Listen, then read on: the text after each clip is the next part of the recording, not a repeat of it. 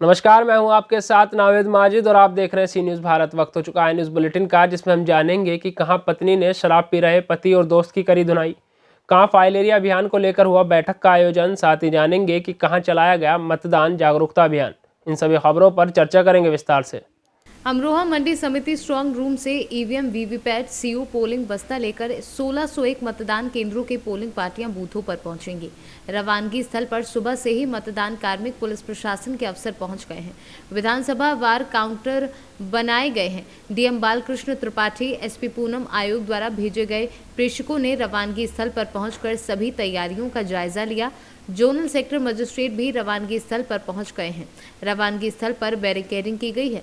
सुरक्षा व्यवस्था के कड़े इंतजाम किए गए हैं। मंडी से सभी पोलिंग पार्टी रवाना हो रही हैं। सभी यहाँ जो है पुलिस की भी टीमें मौजूद हैं और जो हमारी लैंड ऑर्डर के लिए भी फोर्स है वो सब भी पहुँच चुकी है जनपद में और सबकी ड्यूटी लगी हुई है, सबको ब्रीफिंग हो चुकी है।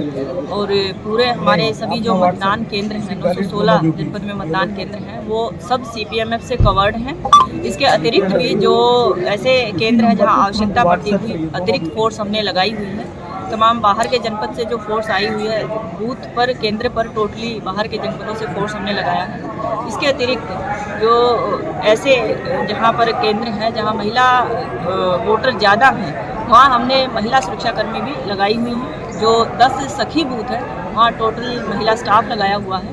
और लैंड ऑर्डर में हमारे पास हर थाने पे, हर विधानसभा में एक्टिविटी के हिसाब से क्लस्टर मोबाइल्स रखी गई हैं। हर थाने पे 2-2 QRT भी रखी गई है और तमाम पूरी व्यवस्था की गई है। पुलिस की कहीं कोई दिक्कत नहीं होने दी जाएगी। कितनी पैरामिलिट्री फोर्स लगाई गई है इस बार जो है?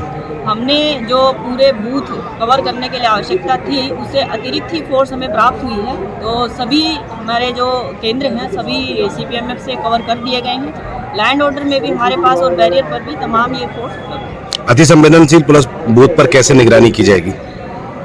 हमारे जो क्रिटिकल मतदान केंद्र है उस पर हमने अतिरिक्त व्यवस्था की है और CPMF से तो 100% हमारे मतदान केंद्र कवर्ड है। उसके अतिरिक्त भी जो ऐसे थे जो कैंडिडेट की वरी लिस्ट में थे या फिर जहां कुछ भी ऐसा पहले कभी कोई कुछ इंसिडेंट हुआ है, इस आधार पर जो ऐसे केंद्र हैं वहां हमने अतिरिक्त व्यवस्था CPMF की भी की है। और हमारा जो बाहर के जनपद से फोर्स प्राप्त हुआ है वो भी डिप्लॉय किया हुआ है। जनपद में फेज़ 2 में मतदान है जो कि कल मतदान होना है। इसको लेकर के सभी तैयारियां पूर्ण कर ली गई हैं और आज मंडी स्थल से हमारी पोलिंग पार्टियां रवाना होनी है। सभी मतदान कार्मिक यहाँ पे आ गए हैं और अपना सामग्री प्राप्त कर रहे हैं। और अभी तक 1601 के सापेक्ष 1202 पीठासीन अधिकारियों ने सामान प्राप्त कर लिया है और वो मिलान करके उसके बाद अपनी गाड़ियों में बैठेंगे। पुलिस की प्रॉपर व्यवस्था कर ली गई है। फोर्स के साथ ही गाड़ियाँ हमारी मतदान कार्मिक प्रस्थान करेंगे। EVM की सुरक्षा के लिए फोर्स पर्याप्त संख्या में लगाया गया है। जो हमारे सेंसिटिव बूथ हैं, क्रिटिकल बूथ हैं, वहाँ भी हम लोगों ने काफ़ी संख्या में CPM भी लगाए हुए हैं। जो आधा सेक्शन कहीं है, कहीं एक सेक्शन है, आवश्यकता के अनुसार लगाया गया है, SP साहब द्वारा लगाया गया है। और कोविड प्रोटोकॉल को देखते हुए हर बूथ पे आज सैनिटाइजेशन कराया जा रहा है और सभी बूथों पे एक हेल्प डेस्क रहेगा और वहाँ पर sanitiser, mask, gloves, thermal scanner की भी व्यवस्था आयोग के निर्देशानुसार कराई गई है, जिससे कि कोविड का कोई उससे भय न लोगों को हो। यद्यपि अपने यहाँ अपने जनपद में जो टीकाकरण का कार्य है वो 96.5% टीकाकरण फर्स्ट डोज लग चुका है और सेकेंड डोज 70% लग चुका है। इसमें भी हमारे चिकित्सा विभाग के अधिकारियों ने अच्छा काम किया है। और आपके माध्यम से मैं बताना चाहूँगा कि जो हमारे मतदाता हैं, मतदाता सूची जिनका नाम अंकित है, प्रत्येक दिशा में भी अपने मताधिकार का प्रयोग करें। अधिक से अधिक लोग मतदान करेंगे तो जो हमारे जो चुन करके नेता आएंगे निश्चित रूप से वो सबके अनुरूप काम करने के लिए आएंगे और इससे हमारे देश के लिए जो एकता में और देश के विकास में एक नया आयाम स्थापित होगा और इसमें सभी का सहयोग मिलेगा।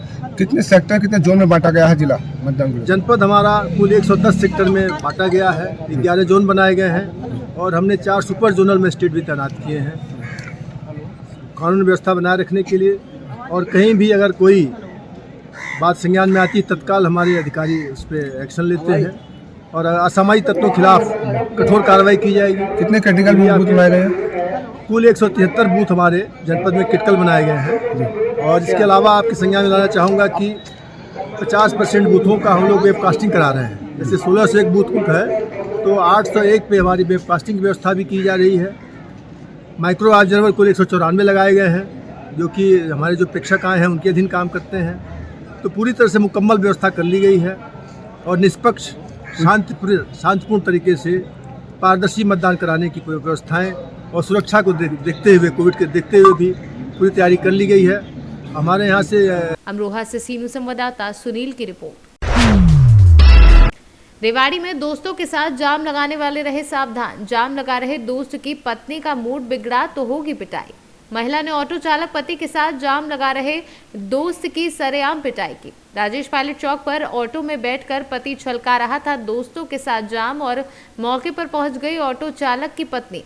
सभी को नशे में देखकर हुई आग बबूला और पेड़ की टहनी तोड़कर पति के दोस्त की पिटाई की। वहीं तमाशा देखने मौके पर भारी भीड़ जुटी रही।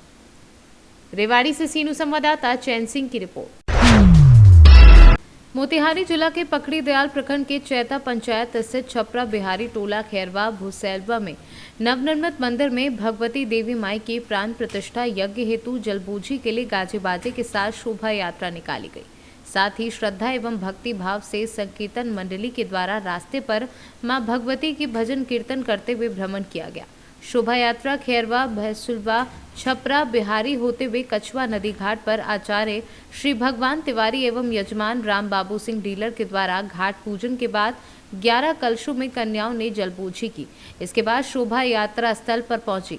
इस दौरान नवयुवक भगवती मंदिर निर्माण समिति के सदस्यों ने शांतिपूर्ण शोभा यात्रा संपन्न करने के लिए तत्पर रहे। मोतिहारी से सीनू संवाददाता चंद्रिका सिंह की रिपोर्ट। आज टीकमगढ़ नगर के मलेरिया विभाग में 21 फरवरी से 28 फरवरी तक टीकमगढ़ एवं निवाड़ी जिले में होने वाली फाइलेरिया अभियान को लेकर एक बैठक आयोजित की गई। बैठक में जिला मलेरिया अधिकारी एचएम रावत, आदित्य तिवारी डीपीएम, प्रबल त्रिपाठी डीसीएम मुख्य रूप से उपस्थित रहे। वहीं शहरी 28 आशा कार्यकर्ताओं को फाइलेरिया से संबंधित जानकारियां दी और बताया कि किस तरह से एल्बेंडाजोल एवं डीईसी की दवा का सेवन कराना है। वहीं जिला मलेरिया अधिकारी एचएम रावत ने बताया कि ये कार्यक्रम 21 फरवरी से 28 फरवरी तक चलाया जाएगा, जिसमें 2 वर्ष से कम उम्र के बच्चे, बच्चियां, वृद्धजन एवं गंभीर रूप से बीमार लोगों को इस दवा का सेवन नहीं करना है और 2 वर्षों से ऊपर के सभी लोगों को इस दवा का सेवन करना है। जो व्यक्ति इस दवा का सेवन नहीं करता है उसको हाइड्रोसिल हाथी पांव एवं अंडकोश में सूजन एवं पानी बनना जैसे रोगों से गुजरना पड़ता है। इस तरह के रोग ना हो, इसके लिए ये अभियान चलाया जा रहा है, जिसमें स्वास्थ्य विभाग, आंगनवाड़ी कार्यकर्ता, आशा कार्यकर्ता, एएनएम एवं ट्रेनिंग कर रहे छात्र छात्राएं मुख्य रूप से इस कार्यक्रम में अपनी सहभागिता निभाएंगे। क्या नाम है आपका? भावना सोनी, मैं आशा कार्यकर्ता हूँ। ये बताएं, आज जो बैठक हुई है किस संदर्भ में बैठक की गई? आज की बैठक फाइलेरिया जो बीमारी है हाथी पांव की, उसके उपलक्ष्य में हुई। क्या बताया गया आपको? हमें ये बताया गया है कि ये एक बैक्टीरिया जनक बीमारी है। अगर इसको समय रहते कंट्रोल नहीं किया गया तो ये आगे बहुत भयानक हो सकती है और मतलब अपनी जिंदगी पर भी खतरा हो सकता है इसका। तो क्या ये बताया गया आपको तो कितनी उम्र के बच्चों को या बुजुर्गों को किस तरह से दवा देना है? ये छोटे मतलब 2 साल के बच्चों से 2 साल के कम नहीं 2 साल के बच्चों को से लेके मतलब 60 साल के बुजुर्ग तक देना है। इसमें गर्भवती औरतें और जो ज्यादा बूढ़े हैं, जो ज्यादा छोटे बच्चे हैं और जो मतलब हाल में डिलीवरी हुई है जिनकी, उनको नहीं देना है। कब से कब ये अभियान चलेगा? ये 21 फरवरी से 28 फरवरी तक का मतलब कार्यक्रम है। सर बताइए, आज बैठक की गई है, किस संदर्भ में ये बैठक की गई? जी नमस्कार। ये जो सामूहिक दवा सेवन कार्यक्रम जिले में संचालित किया जा रहा है, इसकी तैयारी चल रही है। दिनांक 21 से 28 फरवरी तक ये कार्यक्रम संचालित होगा। इसी संदर्भ में दवा सेवक कार्यकर्ताओं को प्रशिक्षण दिया जा रहा है। आज आशा कार्यकर्ताओं का प्रशिक्षण रखा गया था। नगरीय क्षेत्र टीकमगढ़ की 28 आशा कार्यकर्ता आज उपस्थित हुए। तो सर इसमें किस तरह से दवा खिलाना है लोगों को, किनको खिलाना, किनको नहीं खिलाना, ये किस तरह से बताएगा? जी, वस्तुस्थिति यह है कि प्रत्येक व्यक्ति, अधिकारी, कर्मचारी, जनप्रतिनिधि इस दवा सेवन कार्यक्रम में हितग्राही है। सभी को ये दवा सेवन करनी है। 2 वर्ष से अधिक उम्र के 2 वर्ष से छोटे उम्र के समूह को दवा नहीं देनी है। गर्भवती माताएं, अतिवृद्ध और गंभीर रूप से बीमार व्यक्तियों को भी ये दवा नहीं देनी है। इन्हें छोड़कर 2 वर्ष से अधिक उम्र के सभी आयु वर्ग को ये दवा देनी है। सर इसमें जो फाइलेरिया है, जो दवा सेवन करना है, तो सर इसमें बीमारियां किस तरह की बीमारियां होती हैं ये लोगों को? DEC और एल्बेंडाजोल दवा का एक सिंगल डोज प्रत्येक पात्र व्यक्ति को लेना है। इससे हाथी पांव हाइड्रोसील अर्थात अंडकोश में सूजन पुरुषों में ये जननांगों में कुछ समस्याएं, इन्हें दूर करने में ये दवा सक्षम है। ये दवा प्रिवेंटिव है, रोकथाम के लिए दी गई है। वस्तु स्थिति ये है कि हाथी पांव या फाइलेरिया का उपचार निश्चित नहीं है, कोई टीका भी निश्चित नहीं है। इसी वजह से DEC एल्बेंडाजोल की एक खुराक सामूहिक दवा सेवन कार्यक्रम में प्रत्येक व्यक्ति को जिले में सेवन करानी है, क्योंकि हमारा जिला एंडेमिक जिला है इस बीमारी के लिए। इस कार्यक्रम में सर कौन कौन से कर्मचारी शामिल होंगे? इस कार्यक्रम में स्वास्थ्य विभाग में आशा कार्यकर्ता, MPW, ANM, महिला बाल विकास विभाग से आंगनबाड़ी सहायिका, आंगनबाड़ी कार्यकर्ता और NCC, NSS के विद्यार्थी, साथ ही नर्सिंग कॉलेज के सभी नर्सिंग स्टूडेंट सम्मिलित हैं और कुछ NGO जिनमें ग्रामीण स्वावलंबन समिति, जन अभियान परिषद, उनके भी कार्यकर्ता सम्मिलित किए गए हैं। टीकमगढ़ से सीनू संवाददाता गिरीश कुमार खरे की रिपोर्ट। जनपद उन्नाव के विकासखंड हसनगंज के शेखपुर बुजुर्ग मौला, बाकीपुर, अजमतगढ़ी, कुरवली आदि गांव में विकासखंड अधिकारियों के द्वारा मतदान जागरूकता अभियान चलाया गया, जिसमें 23 फरवरी को मतदान करने को महिलाओं व ग्रामीणों से अपील करते हुए जागरूकता अभियान चलाया। साथ ही अन्य ग्रामीणों को मतदान करने की अपील की। थाना GRS शेखपुर बुजुर्ग चुनाव संबंधी कार्यक्रम में महिला जागरूकता है। महिला में उपासना, ममता सिंह और स्वयं सहायता समूह की महिलाएं व मनरेगा श्रमिक, ब्लॉक के अधिकारी, कर्मचारी सब लोग मिलकर शेखपुर बुजुर्ग में महिला जागरूकता हेतु लोगों को प्रेरित किया और 23 तारीख को वोट डालने की अपील की। उन्नाव से सीनू संवाददाता पंकज राजपूत की रिपोर्ट। खबर हमीरपुर जनपद से है, जहां राठ विधानसभा 229 सीट से सपा प्रत्याशी चंद्रवती वर्मा सहित उनके सैकड़ों समर्थकों ने चुनाव आयोग के निर्देशों की जमकर धज्जियां उड़ाई। सपा प्रत्याशी बिना मास्क के ही शासन प्रशासन से बेखौफ होकर अपने भारी समर्थकों के साथ गांव-गांव जाकर वोट मांगने के वीडियो सोशल मीडिया पर जमकर वायरल हो रहे हैं। सपा प्रत्याशी चंद्रवती वर्मा सहित भारी संख्या में समर्थकों द्वारा आदर्श आचार संहिता की जमकर धज्जियां उड़ाई जा रही हैं। हमीरपुर से सीनू संवाददाता राम सिंह राजपूत की रिपोर्ट। युद्ध स्तर पर चल रहा है पार्थ सारथी मंदिर के जलाभिषेक एवं प्राण प्रतिष्ठा की तैयारी। महेश बाथान के हटिया परिसर में 40 लाख की लागत पर मंदिर निर्माण का कार्य पूर्ण हो गया है। 18 घंटे के बाद सोमवार के अहली सुबह 108 कुमारी ने मयूराक्षी नदी के महेश बादान घाट से पवित्र जल उठाकर कलश यात्रा कर यहां मंदिर पहुंचकर जलाभिषेक करेगा। साथ ही यहां वैदिक मंत्रोच्चारण के साथ मंदिर एवं भगवान पार्थ सारथी का प्राण प्रतिष्ठा करेगा। तो वाले बहुत बहुत धन्यवाद जो आप इस जगह पर इतने बड़ी मंदिर की निर्माण कर रहे हैं, इसके लिए मैं अपने तरफ से बहुत बहुत धन्यवाद ज्ञापन कर रहा हूँ। और इसके साथ साथ बताना सर कैसे ये आपका मंदिर निर्माण के सोच और एक जो प्रतीक की बात है भारतवर्ष का, जो एकता का प्रतीक ये दर्शाता है, कैसे आपके दिमाग में आया? ये मंदिर बहुत वर्ष से यहाँ के राजा जो थे गौतमपुर के, उस समय से पूजा होते आ रहा था। मंदिर का निर्माण नहीं था, ऐसे खुले आसमान में होता था। कभी कभी पंडाल बना के हम लोग करते थे पूजा पाठ, मिट्टी का मूर्ति बना। तो हमने देखा ये ठीक नहीं है, इसको काहे नहीं मंदिर बना के एक रूप दिया जाए जिसमें हमारे देश को, हमारे गांव के आदमी को, हमारे समाज के आदमी को और सबको, सभी धर्म व्यक्ति को, जैसे हिंदू, मुस्लिम, सिख, ईसाई और भी सब भाई भाई है। ये इसका एकता का प्रतीक, हाँ, ईश्वर एक है।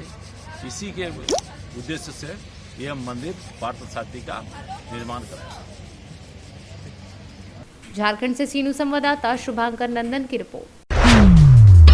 कासगंज में पति पत्नी की गोली मारकर निर्मम हत्या कर दी। दामाद ने अपने सास ससुर की गोली मारकर हत्या की। वहीं दिन दहाड़े हत्या से क्षेत्र में सनसनी फैल गई। सूचना पर मौके पर पहुंची पुलिस। कोतवाली सोरू क्षेत्र के हरिपति गंगा घाट के पास का मामला। सर, एक दामाद ने अपने सास ससुर को गोली मारी है, क्या है पूरा मामला?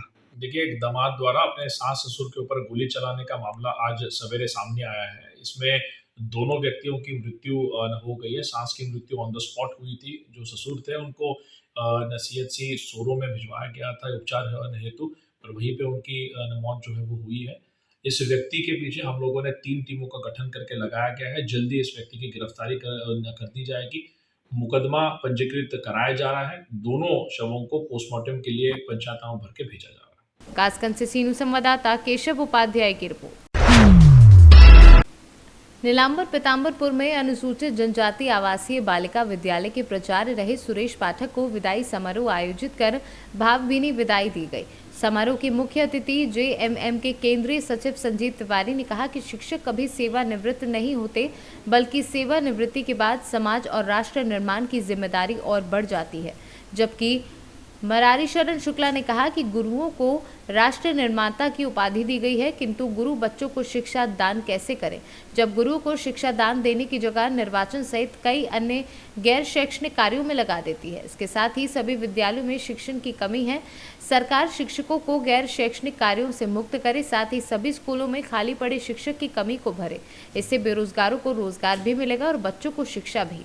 ऐसा करने से शिक्षकों पर से अनावश्यक बोझ कम होगा और शिक्षक अपने बच्चों को गुणवत्ता युक्त शिक्षा देंगे। पलामू से सीनू संवाददाता अवध किशोर राय की रिपोर्ट। रोहतास जिले के राजपुर थाना क्षेत्र के राजपुर स्थानीय बाजार में श्रीराम बर्तन व गहना दुकान में शनिवार की रात अज्ञात चोरों द्वारा चोरी करने का मामला प्रकाश में आया है, जिससे व्यवसायियों में दहशत व्याप्त है। प्रशासन के विरुद्ध प्रदर्शन कर रहे व्यवसायियों ने कहा कि आए दिन चोरों द्वारा लगातार चोरी की घटना को अंजाम दिया जा रहा है, जिससे हम सब व्यवसायियों को दहशत व्याप्त है। वहीं आक्रोशित व्यवसायियों ने प्रशासनिक सुरक्षा व्यवस्था दुरुस्त करने की मांग की है। कल विगत 12:30 बजे रात्रि में प्रशासन चौक पे अपनी गाड़ी खड़ा करके और एक दुकानदार में श्री राम सोनी, जिनके दुकान में कल रात्रि में सारे आभूषण बर्तन की चोरी की गई, जो कि प्रशासन उसका गवाह है। चौक पर खड़ा होकर और उनकी दुकान में बेजात चोरी की गई, जिसमें 15 लाख की तकरीबन संपत्ति बताई जा रही है, जो कि आज सुबह प्रशासन 8 बजे सुबह वारदात पे पहुंची। रात्रि में एक बार भी गश्ती करने राजपुर प्रभारी नहीं जाती है, केवल बालू और शराब पे। रोहतास से सीनू संवाददाता पंकज कुमार की रिपोर्ट। फिलहाल के लिए सी न्यूज़ बुलेटिन में इतना ही। देश और दुनिया की तमाम खबरों के लिए देखते रहिए सी न्यूज़ भारत।